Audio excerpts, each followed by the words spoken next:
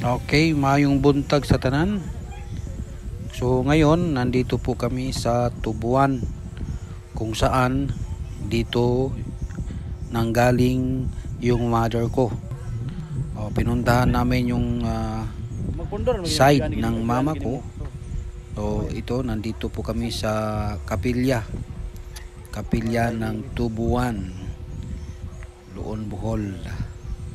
So ayan, makita nyo sa drone na maraming puno ng nyog. Yan guys, hindi masyadong mapalipad ang drone ko kasi ang signal is pawala-wala. Mahirap na kung mahulog or hindi na ma-recover ang drone. Kaya yan lang po yung na-video ko kasi hirap na mawala. Hindi masyadong mailipad, tapos nagsitaasang mga puno ng niyog, kaya hirap pagpalipad ng drone, tapos mahangin. O yun, hindi ko talagang hindi sinakripisyo yung drone ko, kaya binaba ko na lang at dito na lang sa gilid ng kapilya ng Tubuan na nagpalipad, at na binidyuhan ko yung mga kasama ko sa travel. Ayan sila, ang saya-saya nila dyan. Kaya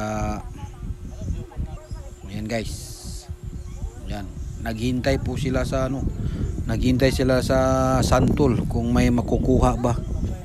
So ang santol dito guys, dati mababa lang. So ngayon, ilang taon na nakalipas, ngayon lang may nakabalik dito. Sobrang taas ng santol. Hindi katulad ng dati na maakyat lang namin, makakain lang kami ng santol. Ngayon hindi na. So yan si mother, mayroong siyang kausap na kamag-anak din niya. So ito yung kasama ko. Ayan, yung isa busy sa pagsisilpon, no? Hindi man lang tumingala sa drone. Sobrang busy, kanina pa yan. Yan po yung bunso naming kapatid. So yan guys, mahangin dito guys, tapos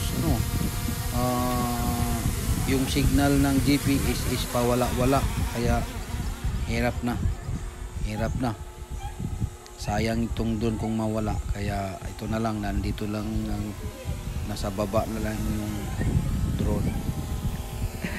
Okay, hanggang dito na lang. More videos. Maraming salamat sa inyo sa pag-follow at sa pag-subscribe my YouTube channel at saka Facebook. Bye-bye!